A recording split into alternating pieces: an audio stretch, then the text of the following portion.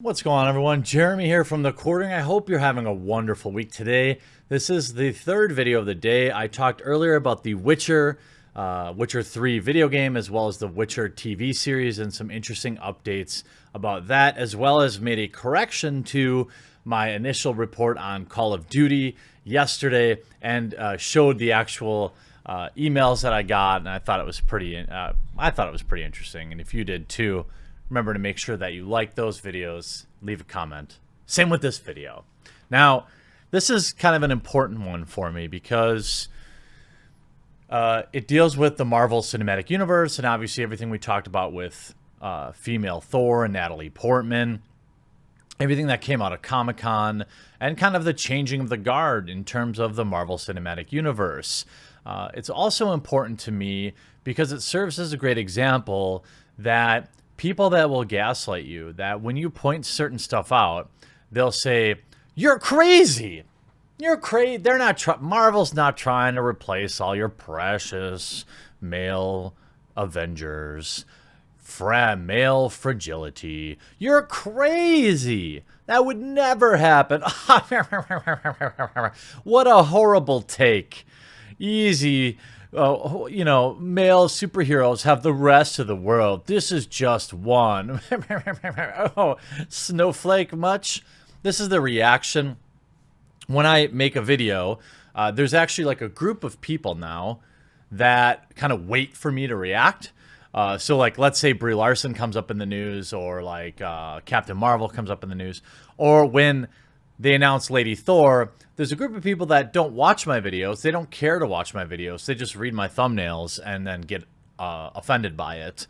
And when Lady Thor was announced, I was inundated by a whopping maybe 100 people that thought that they had perhaps ruined my day by telling me that, Marvel's erasure of existing superheroes and replacing them with female superheroes was crazy. That's crazy talk, man. You crazy. It's not crazy. It's absolutely happening. But where they misrepresent me is in this. They typically set up this straw man for you as well, the viewers, is that you're like deeply hurt by it, or you're deeply upset. I don't care. Make a Lady Thor. Awesome. I will point out if Marvel thought that everyone wanted a female Thor, they probably wouldn't need Chris Hemsworth to pass the torch, and they probably would have just made a Lady Thor movie many years ago, or they would have had Riri Williams in the Iron Man suit a long time ago. But, I guess box office gold is better than box office poison. But hey, it remains to be seen. Look, Captain Marvel made $1 billion, and a lot of us said, "Hey, did you just burp? You're a piggy." My dog burped. A lot of us said, thumbs up for Indy, by the way. Indy's doing good. We're going swimming after this video. He started his treatment or medicine to help kind of keep him tough in the last couple months here that he has, and he seems to be doing pretty well with that. So thank you for everyone for always asking and sending kind words. So appreciate. How do I do that? How do I make a heart? There we go. Nonetheless, a lot of people will come. So when I saw this tweet and an article, the subsequent article, I thought, there you go. This is exactly the stuff I'm talking about that people pretend doesn't exist.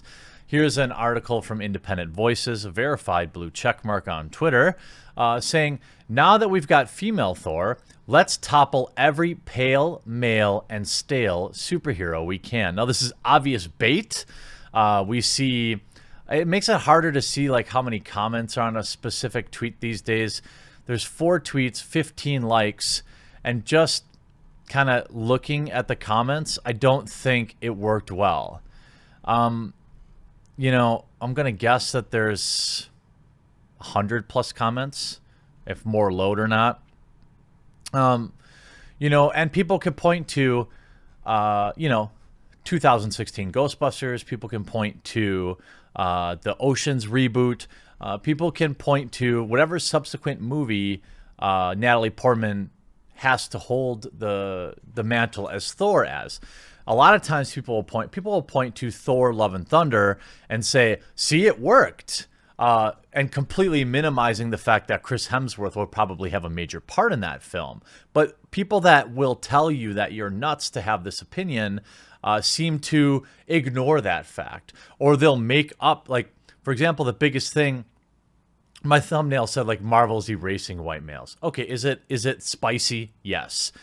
Is there some truth to it?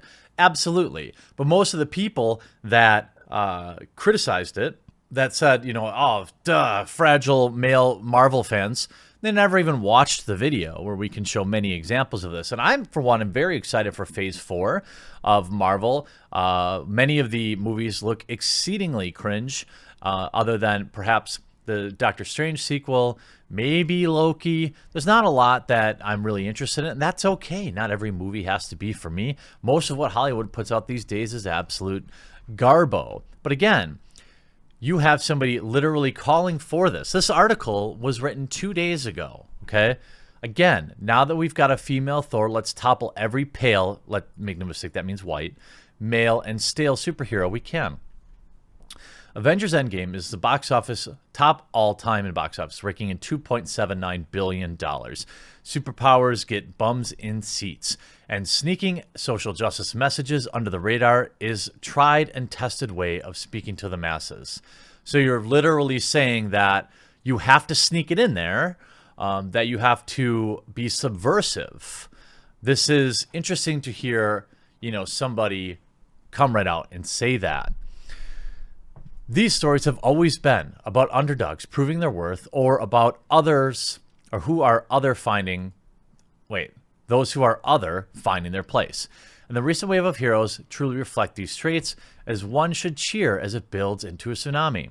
Since Saturday's announcement of female Thor, the internet has blown up with people wailing that the historically straight white male pool of superheroes is being drained for a more diverse roster. Well, it is.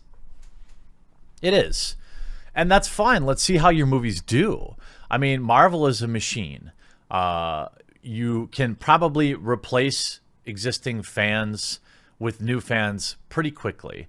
I think that the box office numbers of a movie like Wonder Woman and the box office anticipation for the Wonder Woman sequel, the interest in the Black Widow solo movie, kind of always flies in the face of these authors who are kind of building the straw man that, you know, Marvel fans don't like female superheroes. It's absurd. Of course they do. You know, if anyone has a problem with a female superhero simply for being female, that's incorrect. I don't support that. Now, if you don't like Captain Marvel because Brie Larson can't act, and Brie Larson is antagonistic, and Brie Larson says horrible things online and in interviews, that's your right. It's not about her being a woman. It's about her being insufferable. Many can be safely ignored. I saw one person on social media bemoaning the betrayal of the Norse myths. A complaint curiously absent of Thor Ragnarok. I'd love to know which myth Jeff Goldblum swanning around in a spaceship. Anyway, it's ostensibly more reasonable that complaints that I don't mind certain characters, but why can't they make their own? That nettles me, because make no mistake, we are. I assume you work for Marvel? Villain interrupted. My play about supervillains in prison runs at Camden Fringe in August, highlighting my point perfectly. Yeah, I'm sure it will sell out every single night. Original characters, even the ones created by behemoths like Marvel or DC, have nothing like the traction of old favorites, meaning that we're starting the race seconds before the big boys cross the finish line. Stealing a few of their spots at the front is not only positive, but absolutely necessary. Here's the thing with that statement. It isn't. And if you quote unquote steal their spot as these are your words, not mine. Okay. It's not going to go well for you. I mean, the movie, right? It genuinely makes the art better and bigger. Okay. Audience tired of the same old stories. Yeah. That's why Avengers Endgame made almost $3 billion. I mean, how rarely... This is why this is such a great article.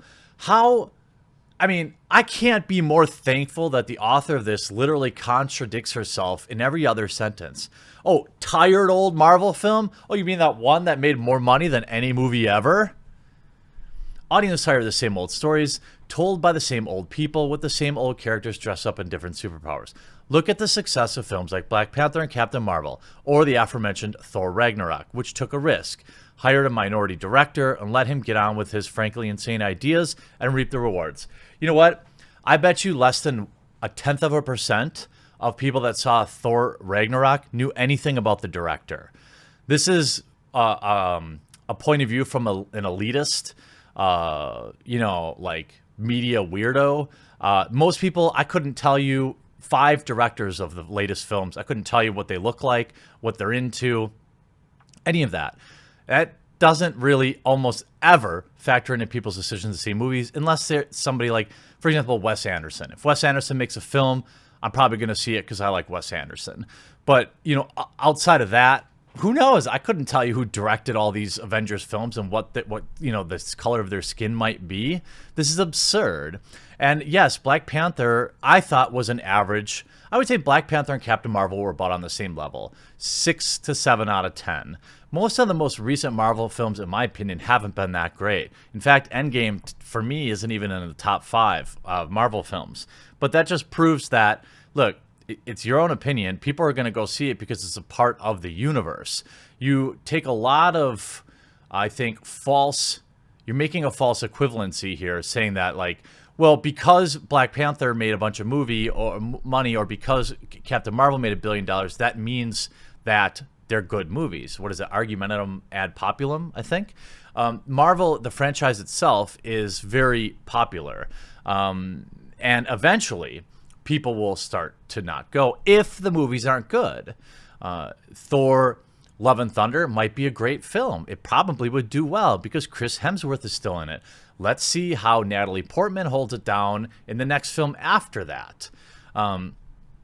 Consider the raw potential harness of films seen by millions, giving audiences superheroes, spies, and princesses different to themselves, normalizes diversity in a way that targeted campaigns can only dream of.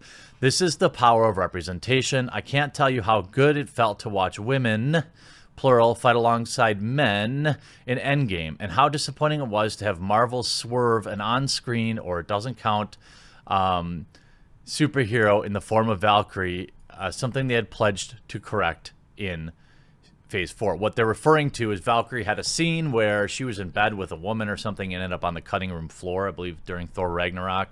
But now they've just given up on trying to keep the films on point and on message. They're more worried about Valkyrie coming out and being gay. Cool, has nothing to do with the movie. To me, to most people that see the films, but that being said, maybe it's important to some people. I can't imagine seeing a movie. It's like me saying, boy, I'm straight. I really wish I could go see movies with straight dudes in it. Like, I just go see movies to be entertained. I don't think about that kind of stuff, but clearly some people do. Finally, this is a chance for the character to ironically step out of Thor's shadow and should be called arms to the rest of us in front and behind the cameras. Women directors are few and far between and are the only starting to helm blockbuster films without a single female lead. With Chloe Zhao directing The Eternals. Yeah, a group of superheroes that nobody cares about. Maybe it'll be a good movie. Look, Shazam wasn't exactly super duper popular with just like casual normie movie people. There is some groundswell following for the comic books, but maybe it'll be great. Shazam, I thought was an excellent movie. Not perfect, probably like an 8 out of 10, but a good family fun popcorn movie, which is what most Marvel movies are. Very few Marvel movies are excellent, in my opinion. Guardians of the Galaxy has a few that are excellent. I thought Doctor Strange was very good. But most of their movies are just, they give you exactly what you pay for and they send you on your way. That's why they work.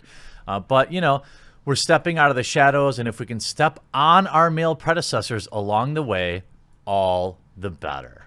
Well, that's an interesting way to finish your article about movies and cinema. And, just archive this article. And anytime somebody tells you that there aren't people out there calling for cinema, for the Marvel Cinematic Universe and Comic-Con, if you're talking to somebody about that and you're like, hey, what do you think about this? And like, nobody's out there saying that. Well, here's a perfectly very clear article on The Independent of somebody who is calling for it. Now, I take a lot of joy in the fact that, at least according to the tweet, it would appear that most people are laughing at this article. For the author, I'll just say this. Don't pretend to care. Don't pretend that you are oh so open and virtuous, because you don't. All you want to do is jump on the woke train and make money out of it. I'd probably agree with that. This is just how these websites make money. And just remember this article when somebody, tries to gaslight you and say that nobody's out there doing this. I do hope you enjoy this video. I hope that you take a second to share it if you made it to the end, or at least you like and comment on it, and check out today's other videos. And we'll talk to you again real soon.